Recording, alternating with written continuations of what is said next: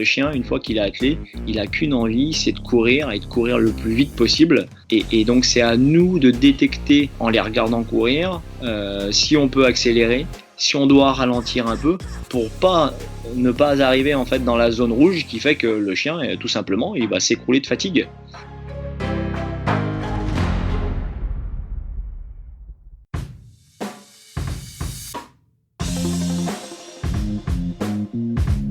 Hello, c'est Loïc Blanchard, le créateur et host du podcast indépendant Les Frappés. Je suis un ancien sportif de haut niveau, aujourd'hui reconverti en sportif aventureux, mais aussi entrepreneur, coach et préparateur mental certifié. Passionné d'outdoor et de défis en tout genre, j'ai voulu créer une communauté autour des valeurs de résilience, de dépassement de soi et de détermination, en vous offrant chaque semaine des conversations inspirantes avec des invités incroyables issus d'univers très variés.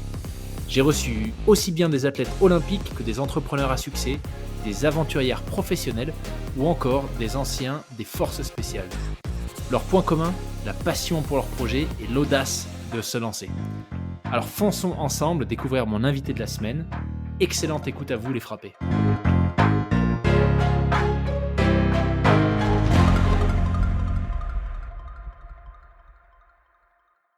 Écoute, bienvenue Rémi sur le podcast. Ravi de t'accueillir ce soir, d'ailleurs en direct de la Suède. Oui, en direct de la Suède, puisque ça fait maintenant 5 ans qu'on est installé ici. Excellent. Écoute Rémi, moi je suis super content que tu puisses prendre un petit peu de temps pour nous expliquer ton parcours, ce que tu fais aujourd'hui et d'où tu viens. J'en dis pas plus, je te laisserai te présenter, mais l'univers dans lequel tu évolues aujourd'hui, l'univers du mushing, c'est un univers que je trouve moi absolument fascinant depuis un moment, mais que je connais au final assez peu. Donc je suis sûr qu'on va apprendre plein de choses avec toi ce soir. Mais voilà, je te laisse commencer par nous expliquer ce que tu fais aujourd'hui et d'où tu viens. Donc aujourd'hui, ça fait 5 ans maintenant qu'on vit pleinement en Suède. On a déménagé en Suède en fait, pour vivre pleinement notre passion du chien de traîneau. Que ça soit l'activité touristique, parce qu'on reçoit des touristes essentiellement français pour partager notre passion, et puis surtout la compétition, puisque c'est vraiment ce qui nous motive. Et quoi de mieux que la Suède avec des grands espaces, le froid, des bonnes températures, de la solitude pour pouvoir entraîner les chiens de traîneau. Génial. Et vous êtes où en Suède par curiosité? Alors, on est à Lycksele, c'est dans le Västerbotten, hein, c'est au nord de la Suède, c'est à peu près à 1000 km au nord de Stockholm. Okay. Donc on est en Laponie suédoise, dans un endroit qui est vraiment pas touristique, hein. Notre premier voisin, il est à 10 km. Le premier village est à 40. Voilà, et la première grosse ville est à 120 km de chez nous. Waouh, ok. Donc, oui, des conditions, un environnement plutôt isolé en tout cas. Ah oui, là on est tranquille, là. On a la distanciation sociale assurée ici. Excellent, génial, génial. Écoute, avant qu'on continue sur le mushing, peut-être ce qui serait intéressant, c'est comment est-ce que tout ça a commencé et qu'est-ce que tu faisais avant d'être musher? Alors, c'est vrai que le mushing, c'était pas du tout quelque chose que je connaissais et je suis complètement tombé là-dedans par hasard. Moi, ma première passion, ça a été la boulangerie, parce que j'avais un oncle qui était boulanger et à l'âge de 5 ans, en fait, je suis tombé fou amoureux du pain. Ça a commencé en fait tout bêtement, hein, voilà, à 5 ans, j'étais en vacances chez mon cousin et puis j'ai demandé à mon oncle, ouais, tonton, comment on fait les pains au chocolat? Et ben, il m'a dit, si tu veux savoir comment on fait les pains au chocolat, tu te lèves à 1h du matin, tu descends au fournil et je vais te montrer comment on fait. Et ben, à 5 ans, et ben, à 1h du matin, je me suis levé, je suis descendu au fournil, j'ai fait des pains au chocolat avec lui, sauf que je suis pas remonté. Mais je suis physiquement pas remonté et après toutes mes vacances scolaires, en fait, je les ai passées à travailler dans le fournil parce que j'avais envie d'apprendre, j'avais envie de découvrir. Et ça a été ma passion pendant de nombreuses années. J'ai eu la chance de découvrir de très très bons professionnels qui m'ont donné le goût du travail, le goût de se dépasser, d'essayer d'aller chercher l'excellence. Et du coup, en 2000, je suis devenu moi-même après meilleur ouvrier de France. Je me suis ensuite installé à Megève, où on a ouvert 8 boulangeries. Donc c'était voilà, une entreprise qui marchait très très bien, qui prospérait. Mais un jour, on va dire que les contraintes de la gestion d'une entreprise sont devenues plus importantes que le plaisir que j'en avais. Et moi, je suis un passionné. J'ai besoin de me lever les matins et d'avoir du plaisir à ce que je fais. Et à partir du moment donné où les contraintes sont plus importantes que le plaisir qui en découle, et ben, tout simplement, ben, j'ai arrêté. Je me suis dit, hop, voilà, ce que je fais là me correspond plus. J'ai peut-être un petit peu fait le tour. Et ben, j'arrête et je fais autre chose. Donc quasiment du jour au lendemain, j'ai tout arrêté. Et puis je me suis dit, bah, qu'est-ce que je vais faire?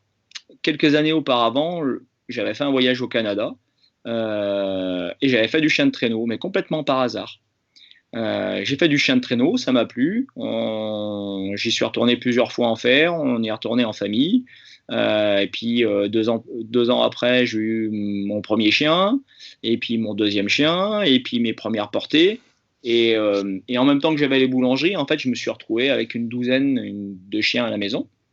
Ah oui, quand Et même. j'ai commencé à faire du mushing, mais à titre de loisir. Voilà. Uniquement, voilà, comme on appelle ça dans le jargon du mush-mush. Voilà.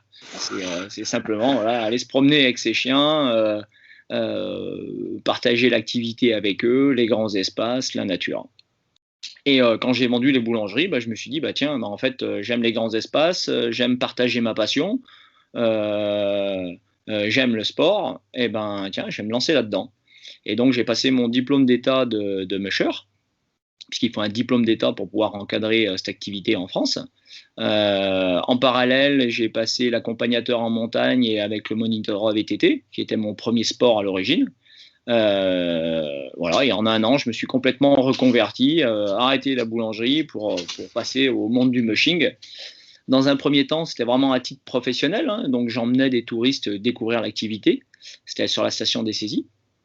Et puis, complètement par hasard, un jour, l'école qui m'avait formé me dit, ah bah Rémi, il y a la Grande Odyssée qui nous offre 2 invitations pour faire un trophée Grande Odyssée. Parce qu'au sein de la Grande Odyssée qui dure 11 jours, en fait, il y a des trophées qui durent 3-4 jours, pour pouvoir faire la promotion de l'école. Est-ce que ça t'intéresse? Je commençais un petit peu à avoir des chiens performants, à avoir des chiens plus typés course, parce qu'il y a une multitude de races qu'on peut atteler devant un traîneau. Et je me suis dit, bah, pourquoi pas? Donc, je me suis préparé un petit peu. Et là, dès que j'ai pris le départ de la course, je m'en souviens comme si c'était hier, hein, j'ai pris le départ. Et au bout de 50 mètres, je me suis dit, en fait c'est ça que je veux faire. C'est pas forcément emmener des touristes se promener. Non, je veux faire de la compétition. Je veux partager cet effort avec les chiens. Je trouve ça merveilleux, cette ambiance, cette osmose avec eux. Et là, j'ai mis la main dans l'engrenage qui fait que bah, très rapidement, j'ai fait de la compétition et l'activité professionnelle. Et au bout de 2-3 ans, je me suis dit, si je veux vraiment performer, vraiment m'améliorer, vraiment être bon, bah, je fais plus que ça. Et donc, je me suis lancé pendant des années à ne faire que de la compétition jusqu'à ce qu'on déménage ici en Suède pour pouvoir avoir un environnement qui est vraiment très propice à notre activité. Waouh, quel parcours. Quel parcours. Et par curiosité, en dehors de la Grande Odyssée, quels sont les autres gros événements, les grosses compétitions auxquelles tu as pu participer? Alors, nous, on s'est vraiment spécialisé parce que dans le monde du mushing, c'est un peu comme dans l'athlétisme, hein. Il y a plein de disciplines différentes. Ça part du sprint jusqu'à la longue distance. Et nous, on s'est spécialisé dans les courses de mi-distance à étapes. Donc, c'est des courses qui durent entre 8 et 11 jours. D'accord? On court tous les jours. On a des étapes tous les jours. Et les étapes font entre 30 et 60 km par jour. Ah oui. Voilà. Nous, on s'est vraiment spécialisé là-dedans, tout simplement parce que ça allie vitesse et endurance et la possibilité d'avoir beaucoup de soins sur les chiens, qui pour moi est un élément essentiel. C'est-à-dire qu'on a un pool de chiens, par exemple sur la Grande Odyssée, on a 12 chiens, et tous les jours, on doit atteler 6 chiens minimum, 10 chiens maximum, en fonction de l'étape. C'est-à-dire qu'en fonction de la durée de l'étape, de la difficulté technique, de la difficulté physique, et ben des fois, il vaut mieux atteler 6 chiens et en laisser reposer 6, mais des fois, il vaut mieux en atteler 8, ou des fois, il vaut mieux en atteler 10. Voilà, donc en fait, c'est comme si on avait une équipe de foot, on va gérer un petit peu notre équipe en fonction du parcours qu'on a. Et le fait de pouvoir faire reposer les chiens, c'est super parce que c'est comme des athlètes de haut niveau. Ils produisent un effort physique. Après, ils ont besoin de soins, de massage, d'ostéopathie et de récupération. Donc, c'est vraiment le genre de course qui nous intéresse. Les courses principales dans la mi-distance, ça va être la Grande Odyssée qui a lieu en France. Et on a un autre objectif important, c'est la Norway Trail qui a lieu en Norvège. Ok. Sous le même profil. D'accord. Mais alors attends, si mi-distance, c'est déjà des épreuves qui durent en gros une semaine, les épreuves de longue distance, ça s'étale sur combien de temps? Les épreuves de longue distance, la plus connue, ça va être l'Iditarod, qui a lieu en Alaska. C'est une course qui fait 1600 km. Ah ouais. Voilà. Et donc là, c'est 1600 km, mais en non-stop, avec des checkpoints sur lesquels on a des points de passage obligatoires. Mais là, par contre, on ne peut pas laisser reposer des chiens. C'est-à-dire qu'on part avec un attelage composé de 16 ou 18 chiens, d'accord, et on ne peut pas avoir de remplaçants. On peut enlever des chiens quand ils sont fatigués, mais on ne peut pas avoir de nouveaux chiens qui vont intégrer le team. D'accord. C'est super intéressant parce que j'avais pas forcément conscience, tu vois, de cet aspect stratégique sur la gestion des chiens justement, de combien t'en emmènes, quand est-ce que tu fais les changements, combien t'en attelles. Ça rajoute une dimension que j'avais pas forcément vue. Super intéressant. Et sur alors la grande Odyssée en particulier, je reviens sur celle-là peut-être plus spécifiquement parce que moi c'est celle que je connais le plus et alors d'ailleurs. Dis-moi en tant qu'expert, est-ce que c'est la course la plus connue en Europe, en France, à tes yeux? Ouais, c'est la course la plus médiatique et puis c'est surtout la course la plus difficile techniquement. C'est-à-dire que c'est la seule course qui se déroule intégralement en montagne. Donc ça veut dire qu'on a beaucoup de dénivelé positif, donc ça monte énormément. Donc ça veut dire que c'est physique pour les chiens, mais c'est également physique pour le musher. Et c'est très dur techniquement parce que tout ce qu'on monte, il va falloir le descendre. Donc il faut avoir du pilotage. Et c'est pour ça que c'est vraiment cette épreuve qui me tient à cœur parce qu'on fait vraiment, on ne fait qu'un avec le team. C'est-à-dire qu'on demande à nos chiens de courir, d'être performants, mais il faut soi-même courir et être performant. Et on va vraiment partager l'effort. Et c'est vraiment pour ça que ce type de course me plaît énormément. Alors, au-delà du fait que ça te plaise, je crois que tu l'as pas mentionné sans doute par humilité, mais tu l'as déjà remporté, la Grande Odyssée. Ouais. À plusieurs reprises d'ailleurs. Ouais, c'est la 6e fois cette année-là. Juste 6 fois, donc oui. Je sais jamais arrivé, je crois. Il me semble avoir lu des articles. T'es le seul à avoir. Non, le record était de 3 fois. Ouais. Et ouais, là, ça fait la 6e fois, et puis on est en train de se préparer pour essayer de remporter une 7e fois. Excellent. Alors justement, comment tu te prépares à ce genre d'épreuve quand tu as un niveau de technicité aussi important? Parce que le terrain, tu nous disais que tu vis maintenant en Suède. Moi, je suis allé qu'une fois en Suède, mais ce que j'avais pu en voir, c'est relativement plat. C'est pas forcément ce qu'on retrouve dans les Alpes. Donc, comment tu fais pour toi enfin pour te préparer toi, mais également les chiens à ce genre d'épreuve technique? Alors déjà, on s'entraîne toute l'année. C'est-à-dire qu'une grande odyssée, pour nous, elle se prépare dès l'arrivée de la précédente. C'est-à-dire qu'à partir du moment donné où on a franchi la ligne d'arrivée, moi, la première chose à laquelle je pense, avec ma compagne Aurélie, qui est aussi meucheuse, vétérinaire et meucheuse, c'est que dès qu'on a passé la ligne d'arrivée, on se dit, bon, voilà, ça c'est fait, on le met de côté. Maintenant, qu'est-ce qu'il faut faire? Qu'est-ce qu'il faut mettre en place pour être meilleur l'année prochaine? Parce que le but, il est là, en fait. C'est pas forcément de remporter une nouvelle fois la course. Ce qui est important, c'est d'analyser ce qu'on a fait. Bon, qu'est-ce qui a été? Bon, ça, on le met vite de côté, mais qu'est-ce qui a pêché? Où est-ce qu'on peut s'améliorer? Qu'est-ce qu'on a vu sur nos concurrents qui pouvait être intéressant? Qu'est-ce qu'on peut mettre en place? Qu'est-ce qu'on peut changer? Donc, on fait le debriefing en général quasiment tout de suite. Et lors du voyage de retour qui dure quand même 3 jours, parce qu'on a 3600 km à faire pour rentrer chez nous, là, on se fait un petit débrief et on se dit, voilà, on va pouvoir changer telle chose sur la nourriture, telle chose sur l'éducation des chiens, telle chose sur, je sais pas moi, la logistique du camion, parce que la logistique était important. Qu'est-ce qu'on va pouvoir changer aussi sur l'entraînement? Et ça, dès qu'on arrive à la maison, on travaille en ayant comme point de vue la grande odyssée de l'année d'après, parce que ça reste vraiment aujourd'hui notre objectif principal. On a d'autres objectifs annexes. L'année prochaine, on va faire les championnats du monde qui ont lieu en Suède et la Norway Trail. Mais l'objectif numéro 1, pour nous, c'est la grande odyssée. Wow. Donc, l'entraînement, il est très très varié en fait. On fait beaucoup de travail en libre. Alors, quand on dit en libre en fait, c'est que voilà, je prends 15-20 chiens avec moi. Je les emmène en VTT. C'est-à-dire que moi, je suis en VTT, je roule à une certaine allure et eux se mettent derrière moi.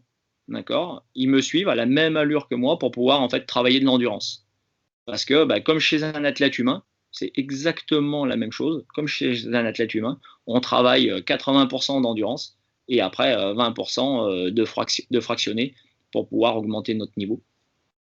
Et la meilleure des solutions qu'on a trouvées, c'est ça. Voilà, on prend un VTT, on fait 30 à 60 km par jour. Ça nous entraîne nous et ça les entraîne eux. Et ensuite, on va faire du travail plus spécifique à l'attelage où on va atteler les chiens à, en général, un quad sans moteur, mais très lourd. C'est un quad qui fait 400 kg. Et on va là travailler la puissance. Ok. Ce qui D'accord. Fait quand on va arriver aux premières neiges début novembre, on aura travaillé l'endurance, on aura travaillé la puissance, et ensuite il n'y aura plus qu'à travailler le spécifique avec la glisse du traîneau et le pilotage. Ok. Waouh. C'est fou de voir que ça. Enfin, évidemment, quand on voit le niveau de ces courses, voilà, la Grande Odyssée, c'est un peu une des références, si je me trompe pas, dans l'univers du mushing. Donc, ça paraît évident de dire qu'il y a une grosse préparation derrière, mais je pensais pas que c'était. En gros, tu finis l'édition N, tu es déjà en train de préparer quelques jours plus tard l'édition N+1. Ah oui. Ouais. On pense quasiment qu'à ça. Par exemple, je sais pas, voilà, une journée comme aujourd'hui, elle a démarré à 4 heures du matin pour les premiers entraînements. Et j'ai terminé les derniers entraînements vers midi. Parce qu'on a quand même une quarantaine de chiens à entraîner. Donc, on a plusieurs groupes de chiens qui ont des niveaux un petit peu différents, avec des plus expérimentés, des plus jeunes. Donc, on ne leur fait pas forcément faire la même chose au même moment. Et puis le soir, en général, c'est plutôt l'entraînement spécifique humain, parce qu'on est aussi suivi par un préparateur physique pour travailler en fait tout ce qu'on va avoir besoin sur la course, c'est-à-dire beaucoup de cardio, beaucoup de fractionné, et puis des gestes spécifiques comme de la trottinette, parce qu'on patine énormément, et essayer de refaire ces mêmes gestes tout le long de l'année pour être le plus performant possible le jour J. Ok. Et alors, tu as parlé d'entraînement physique pour les chiens, spécifique. Mais j'ai une question. Il me semble, alors, encore une fois, je connais très peu l'univers du mushing, mais si j'ai bien compris, il y a quand même aussi une notion de… Quand tu assembles ta team, tu mets pas juste, un peu comme en sport, tu mets pas juste des profils de chiens qui sont forts physiquement ou forts techniquement. Il y a aussi une notion de travail en meute, si j'ai bien compris, avec une sorte de hiérarchie sociale entre les chiens eux-mêmes.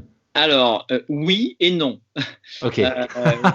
Oui, parce qu'on peut parler de meute quand on va parler de chiens nordiques. En fait, on va avoir deux grandes familles qu'on va atteler devant les traîneaux. Il y a les chiens, ce qu'on appelle nordiques. Donc, en général, les chiens nordiques, c'est ce que connaît monsieur et madame tout le monde. C'est le husky de Sibérie, c'est le groenlandais, c'est le malamute. En un mot, c'est un gros chien, les oreilles droites, la queue en panache et du poil.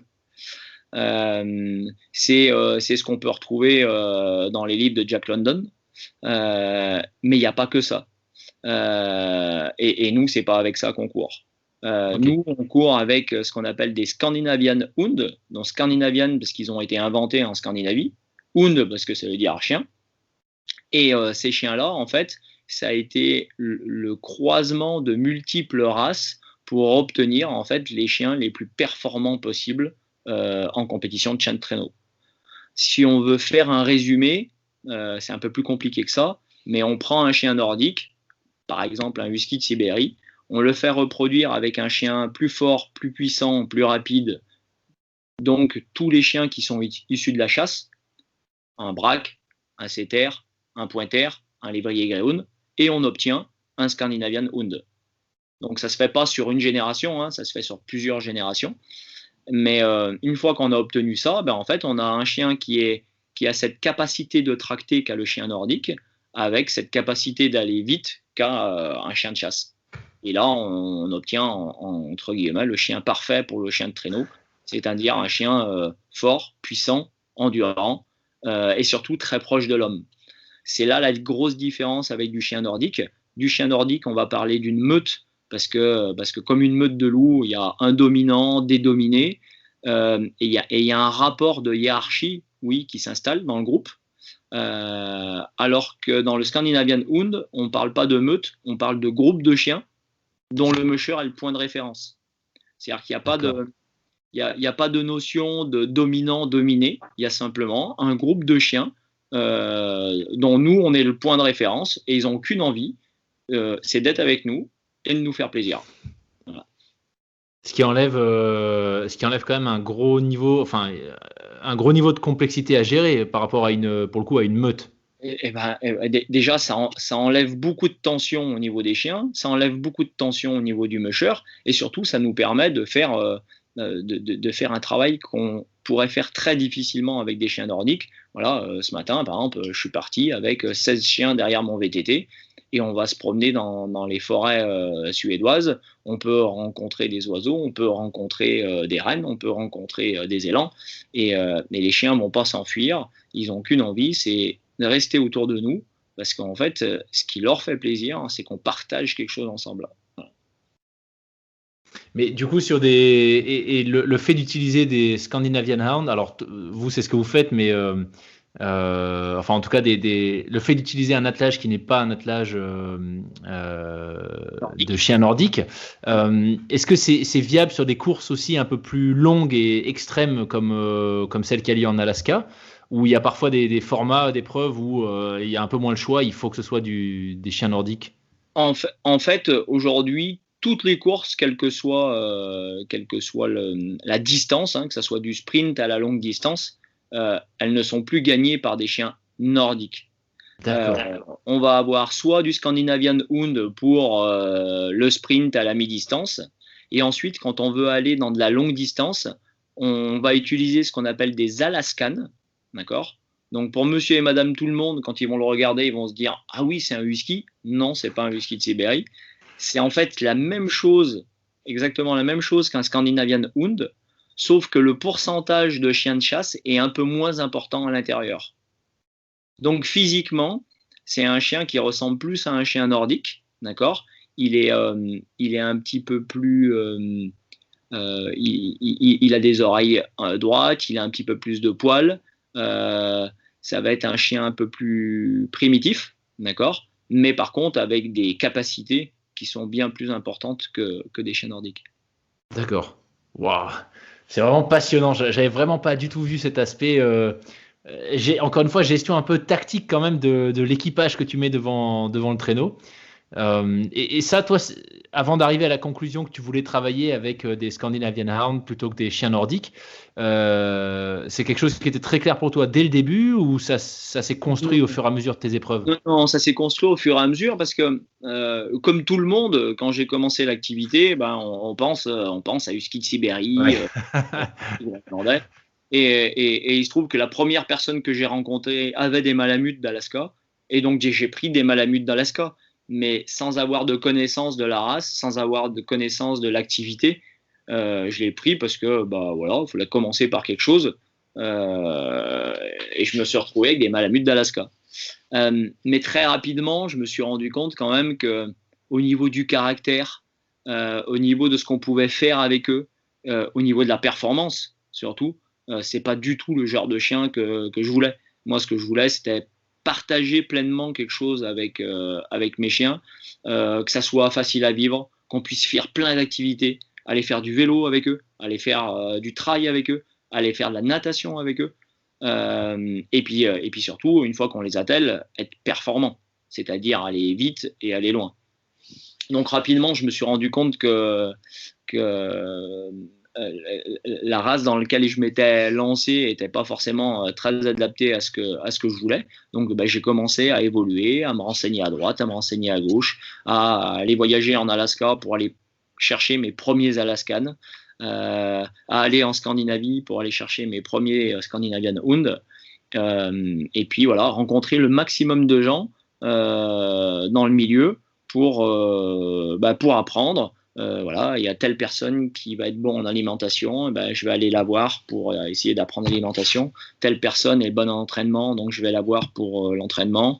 Quand on veut apprendre, mais que ce soit dans n'importe quel métier ou n'importe quelle passion, il vaut mieux aller voir tout de suite les meilleurs et s'adresser à ceux qui gagnent et s'adresser à ceux qui maîtrisent la discipline depuis des années pour essayer de progresser le plus rapidement possible. Et alors justement, quels seraient toi tes conseils maintenant que tu es clairement plus expérimenté et clairement l'un des meilleurs avec entre autres tes 6 titres de champion comment on dit d'ailleurs, de champion, de vainqueur de la Grande Odyssée. Ouais. Quel conseil est-ce que tu te donnerais toi à quelqu'un qui voudrait se lancer dans le mushing? Alors déjà, il faut prendre les bonnes lignées de chiens. C'est-à-dire qu'aujourd'hui, il existe des lignées de chiens qui sont très stables d'abord dans leur tête, dans leur caractère, qui sont faciles à vivre, qui n'ont peur de rien, qui s'habituent à tout, et qui ont un potentiel physique très important. Donc après, bien entendu, il va falloir l'exploiter. On a un potentiel, mais si on ne l'entraîne pas, ça ne va pas donner grand-chose.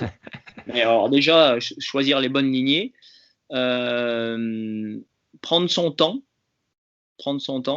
et surtout le plus important aujourd'hui, avant de parler d'entraînement, nous on parle d'éducation.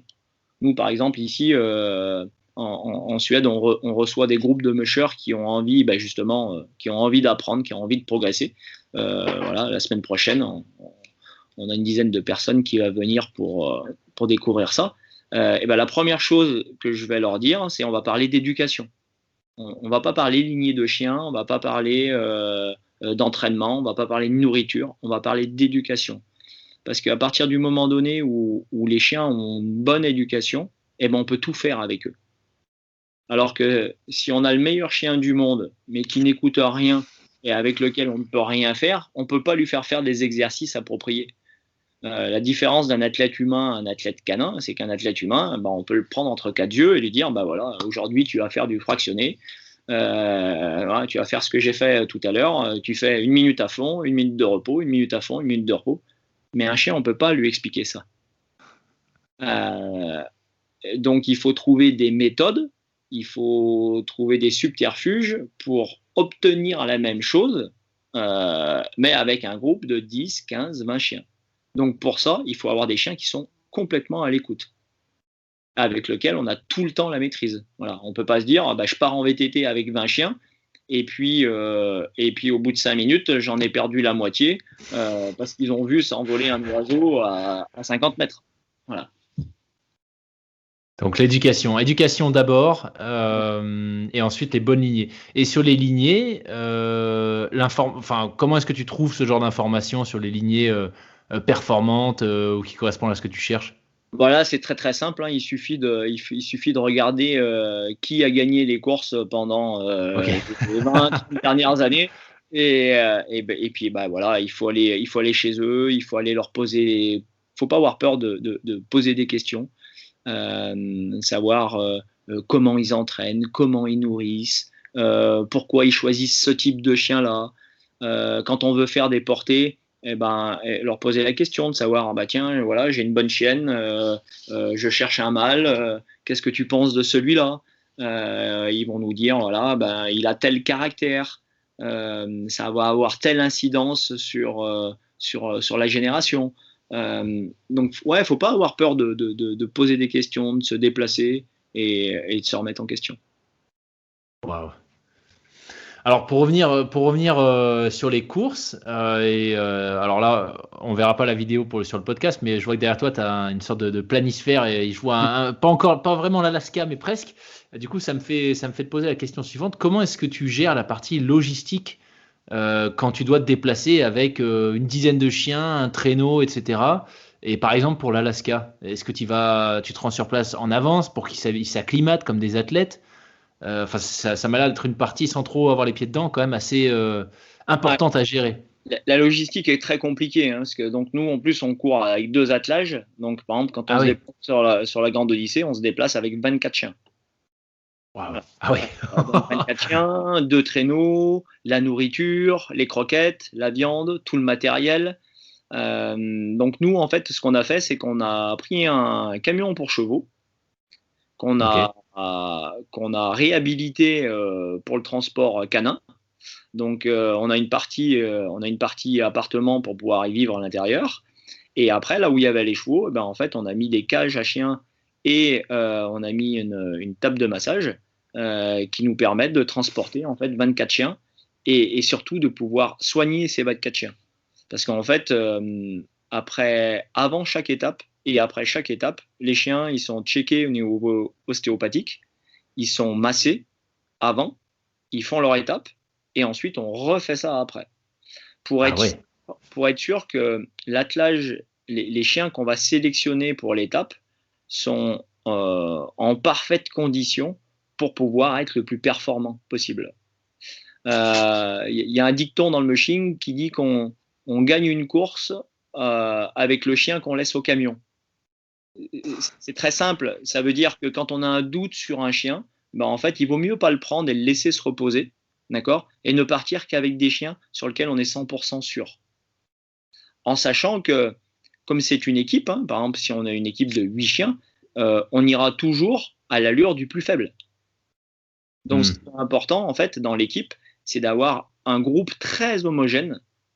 Et ça sert absolument à rien d'avoir un super chien à l'intérieur d'un groupe moyen.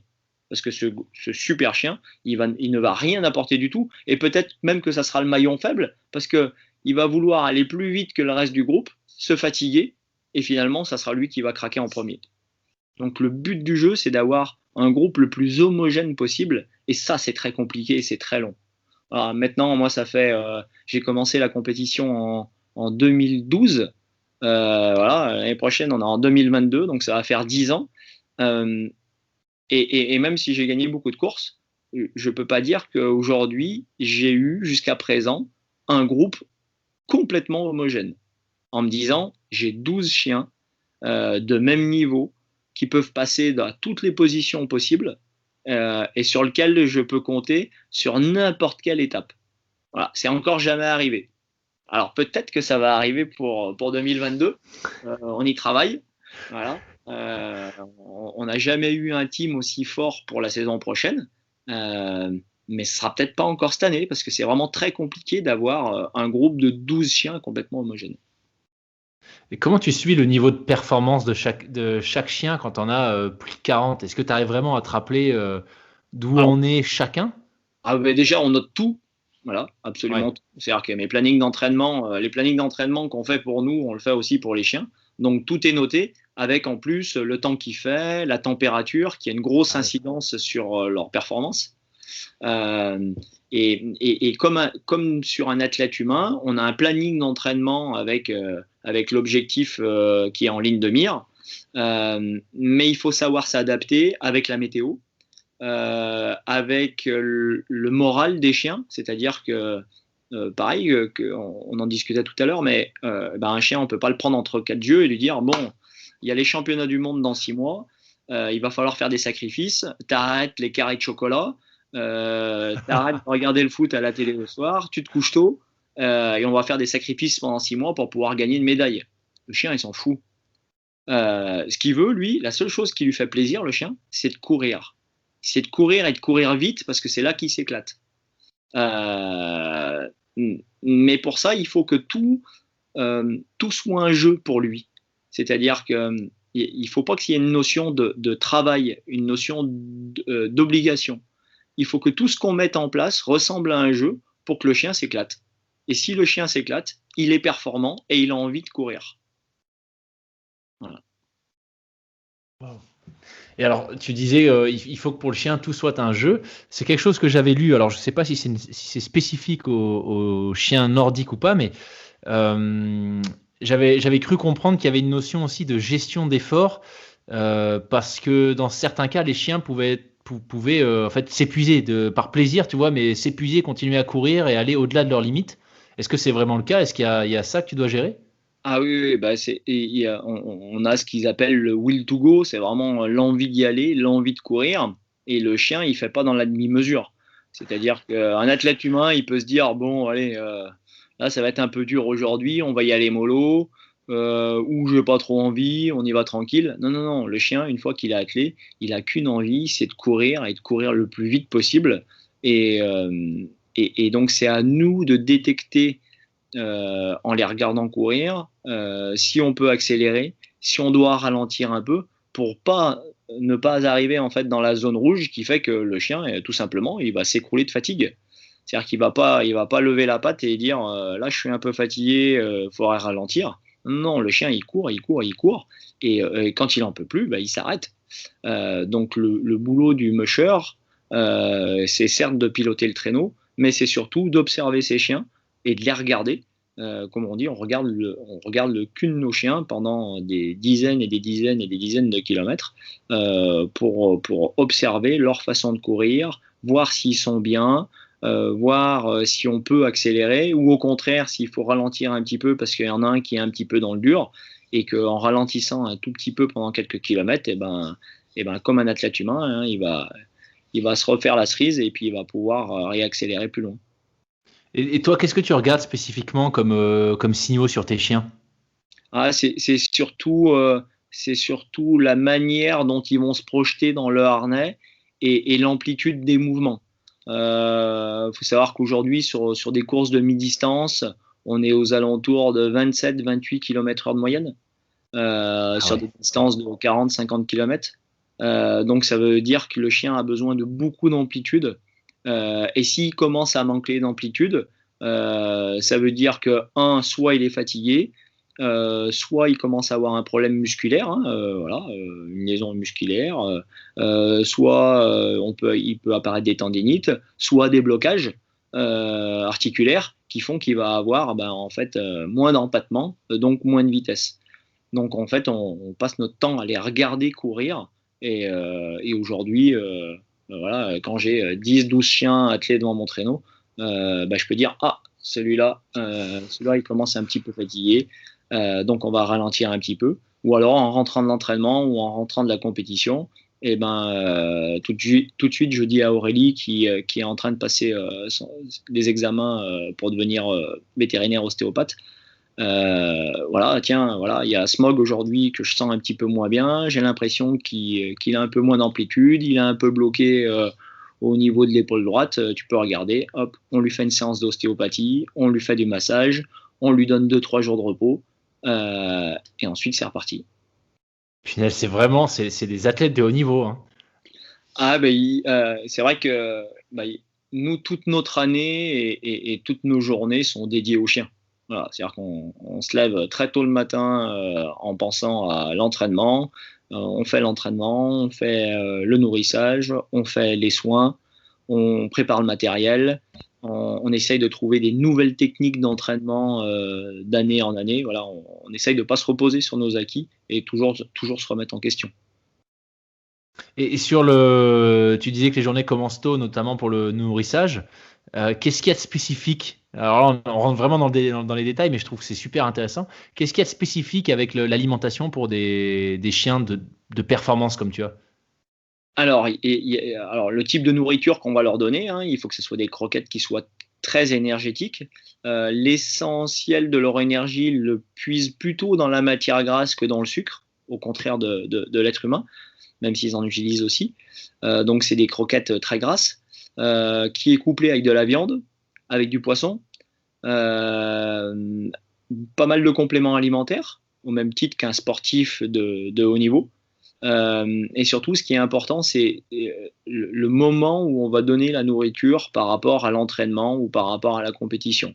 Voilà. On va dire c'est un petit peu comme en ultra trail. Je crois que 80% des gens qui abandonnent un ultra trail, et c'est à cause de problèmes gastriques ou intestinaux. Et ben pour le chien, c'est un petit peu la même chose. Donc on fait très attention sur les heures des repas, les heures des hydratations qui précèdent un entraînement ou la compétition. Est-ce qu'il y a une notion de prise de poids volontaire avant une épreuve aussi longue que ce que tu t'apprêtes à faire en Alaska ou même pour l'Odyssée? Non. Comme sur un athlète humain, on fait très très attention au poids. Donc ils sont pesés régulièrement. Ah oui. Et on les regarde tous les jours et à plusieurs. Parce que quand on est toujours devant un chien, on a tendance à plus vraiment voir s'il grossit ou s'il maigrit. Alors que si on regarde à plusieurs, on peut se dire « Ah, attention, là, tu as vu, là, il me semble un petit peu gros. » Hop, ça nous permet tout de suite de le peser. Et donc, les croquettes, la viande, les compléments alimentaires, tout ça, c'est pesé. Chaque gamelle est pesée, chaque gamelle est individuelle.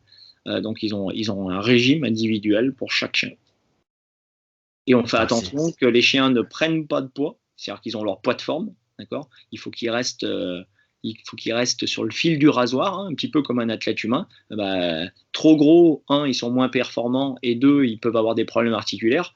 Voilà, je sais pas, si tu vas courir et que tu prends 5 kilos, la première chose qui va arriver, c'est que tu vas avoir mal aux chevilles, aux genoux et au dos. Et eux, c'est exactement la même chose. Donc on fait attention à ça. Et puis s'ils sont trop maigres, ils vont manquer de force et puis ils risquent de tomber malades. Donc il faut toujours être sur le fil de rasoir et faire très très attention à ça. Trouver le bon équilibre. Le bon équilibre. Alors peut-être pour finir sur le musher, on a beaucoup parlé des chiens, mais je serais curieux de savoir toi, comment est-ce que d'une part, comment est-ce que tu te prépares? Alors, tu nous as parlé de la préparation physique, mais est-ce qu'il y a d'autres éléments de la préparation sur lesquels tu investis du temps et de l'énergie pour l'Odyssée, puisque tu disais que c'était ton objectif principal, mais peut-être pour l'Alaska aussi, puisque c'est la première fois que tu vas la faire cette course en Alaska. Là, pour l'instant, on n'a pas. C'est plutôt la Norvège qu'on vise. Ok. Et on vise peut-être de partir en Alaska d'ici 2 ans pour faire une course qui est assez célèbre là-bas, qui s'appelle l'ONAC. C'est un peu le championnat nord-américain. Mais le problème, c'est que se déplacer en Alaska, là, c'est plus pareil. Parce que là, il suffit plus de prendre que notre camion. Il y a un petit océan qui nous sépare. Donc, ça demande une logistique très importante parce qu'il va falloir... il faut déplacer tous les chiens en avion. Donc, c'est compliqué, c'est très cher. Et arriver sur place, il va falloir trouver un véhicule pour pouvoir transporter tout ça. Donc c'est un projet qu'on a, qui se fera peut-être pas tout de suite, mais on attend d'avoir l'attelage parfait pour être sûr qu'on ne fasse pas le déplacement pour rien. C'est possible, tu penses, d'arriver au point où tu te dis ça, là c'est l'attelage parfait, parfaitement équilibré et super. Je sais plus le terme que tu utilisais, je l'ai plus en tête, mais qui fonctionne vraiment en symbiose. Oui et non, j'espère pas, parce que si un jour ça arrive, ça veut dire qu'on n'aura plus rien à apprendre et plus rien à progresser. Et dans ce cas-là, s'il n'y a plus rien à apprendre et qu'on ne peut plus progresser, je crois qu'il faut passer à autre chose et se lancer dans une autre aventure.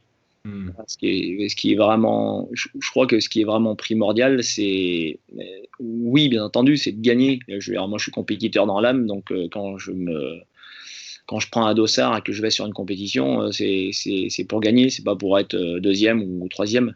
Mais par contre, ce qui m'intéresse le plus, en fait, dans tout ça, c'est tout le travail qu'on va mettre en place jour après jour, semaine après semaine, pour progresser, pour aller chercher le petit détail qui va faire que ça va faire la différence. Voilà, si on a gagné 6 fois la Grande Odyssée, c'est pas forcément parce qu'on a l'attelage le plus rapide. C'est parce que on fait attention à tout un tas de détails qui vont faire la différence sur une course de 11 jours. Et alors sur cette prochaine grosse épreuve en Norvège, qu'est-ce qu'il y a de spécifique sur lequel toi tu es en train de te préparer? Alors, pour la Norvège, c'est un petit peu différent que la Grande Odyssée, puisque c'est un petit peu plus court. Ça dure que 7 jours au lieu de 11. Le dénivelé est beaucoup moins important, d'accord, parce que sur la Grande Odyssée, on peut avoir 2000-2500 mètres de dénivelé positif, ce qui ne nous arrive pas en Norvège. Donc, ça veut dire que c'est moins dur physiquement. Par contre, c'est plus rapide. Donc, on travaille les chiens différemment pour le mois de mars, parce que la Norway Trail a lieu au mois de mars, que pour la Grande Odyssée qui a lieu au mois de janvier.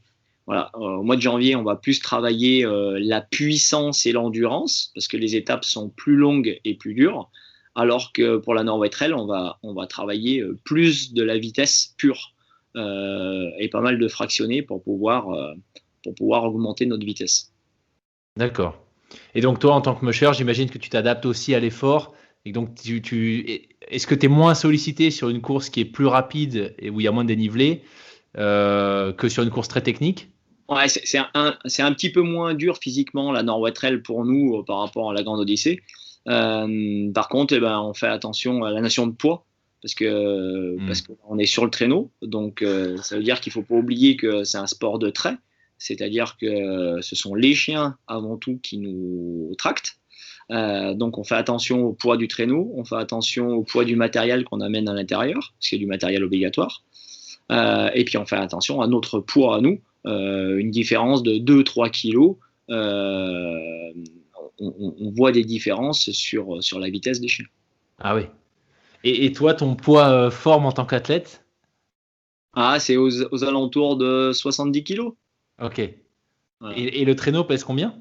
Et le traîneau, alors là, c'est un traîneau un peu spécial, un peu léger. Il fait 8 kilos. Ah ouais, d'accord, ok. D'accord. Ah oui.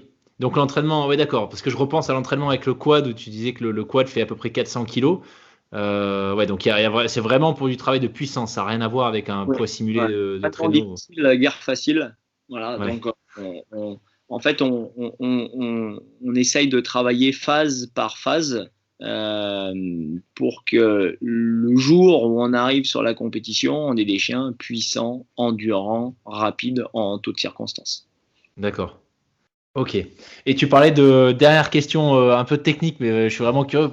Le matériel obligatoire dans le traîneau, il y a quoi? Ça varie selon les courses ou tu as tout le temps des... Oui, ça varie suivant les courses. C'est en général du matériel de sécurité. Ok. Donc ça va être dans les Alpes, c'est un Narva obligatoire, une pelle, une sonde à neige, couverture de survie, des bottines pour les chiens, un nécessaire de secours humain et canin. Voilà, c'est essentiellement du matériel de sécurité. Sécurité. Il faut l'avoir, mais il faut que ça soit le plus léger possible parce que voilà, quand on fait une course de ski alpinisme, il y a du matériel obligatoire à emporter, et on l'emporte, mais on fait le plus léger possible. Ouais. Waouh. Et alors, dernière question, peut-être pour finir là-dessus, si toi tu te projettes sur cette épreuve en Norvège, de quoi est-ce que tu as vraiment hâte? Qu'est-ce que tu aimerais pouvoir partager avec tes chiens? Ah ce qu'on partage, on le partage tous les jours, quoi. Voilà, c'est se lever le matin, prendre son VTT, aller faire 30-40 km avec eux, quel que soit le temps, qu'il fasse froid, qu'il fasse chaud, qu'il fasse un petit peu de pluie. Justement, c'est là qu'on se dit, voilà, là je suis en train de m'entraîner, c'est dur, c'est compliqué, mais si je le fais aujourd'hui, les autres vont pas le faire, et c'est ça qui fera la différence demain. Voilà. Avant, dans le milieu du mushing, on entraînait les chiens l'hiver, et puis quand on arrivait l'été, on les entraîne pas parce qu'il fait trop chaud, parce qu'on n'a pas les bonnes conditions, etc. Alors que maintenant, on a des techniques d'entraînement qui font qu'on peut entraîner. Voilà, nous, en Suède, l'été, il fait chaud, il fait 25, il fait 30 degrés, même en Laponie. Mais ça ne nous empêche pas de nous entraîner parce qu'on leur fait faire de la natation, parce qu'on leur fait faire du travail en libre qui n'est pas un entraînement attelé, donc l'effort n'est pas du tout le même. Et quand on fait 30-40 km, on fait 30-40 km doucement, parce qu'on travaille de l'endurance, et on fait ça le long d'une rivière, comme ça, tous les 4, 5, 10 km, quand il fait chaud, les chiens ils se jettent à l'eau, ils se rafraîchissent, ils reviennent avec moi et on est reparti. Super. Et toi, le mushing, donc tu disais que c'était ton activité à temps plein. Est-ce que tu arrives à en vivre du fait des courses que tu gagnes? Alors, les courses nous coûtent très très cher. Voilà. Ouais. On ne gagne pas notre vie en faisant de la compétition de chien de traîneau. Les déplacements, le matériel, la nourriture et les soins qu'on apporte aux chiens sont vraiment très importants. Donc, on ne gagne pas du tout notre vie avec la compétition. On gagne notre vie parce que entre chaque compétition, on accueille des touristes sur notre site en Laponie où on va leur faire partager notre passion du chien de traîneau, mais notre passion du chien de traîneau de sport. Voilà. Donc, quand ils viennent ici, ils viennent pas faire un raid à la Jack London. Non, ils vont venir faire du traîneau avec des attelages de course. C'est les mêmes attelages qu'on utilise nous en compétition. C'est les mêmes traîneaux qu'on utilise en compétition. Et on va faire 30, 40 km entre 26 et 30 km/h de moyenne. Ouais, donc du sportif. Ce qu'on veut, en fait, c'est leur montrer que le traîneau, c'est pas forcément qu'une aventure. C'est d'abord un sport. Voilà. Chez nous, on fait pas des balades de chiens de traîneau.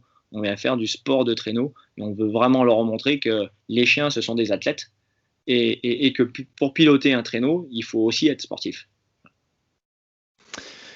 Écoute, moi c'est clairement ce que je retiendrai, tu vois, de notre conversation. On arrive au bout, mais j'ai trouvé ça absolument passionnant. J'avais pas du tout en tête, tu vois, cette dimension forcément sportive, oui, puisque ça semble évident quand on regarde, ne serait-ce que la durée d'une épreuve comme la Grande Odyssée, on se doute bien que quand même il y a une dimension.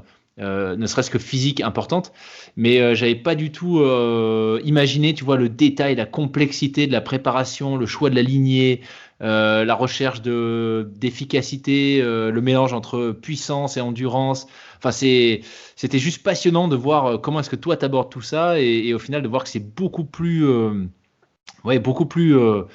complexe et stratégique que simplement, comme tu dis, une petite balade en chien de traîneau. Donc, écoute, moi, je voulais te remercier infiniment pour tous ces détails que tu as bien voulu partager avec nous, le partage de ton parcours qui était juste, que moi, j'ai trouvé absolument incroyable.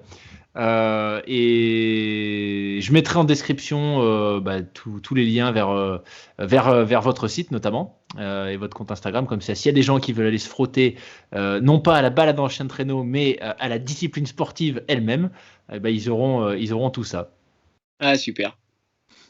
Un grand merci Rémi, tout le meilleur pour la suite, une excellente préparation pour la prochaine édition de la Grande Odyssée et toutes les autres courses sur lesquelles tu vas t'aligner.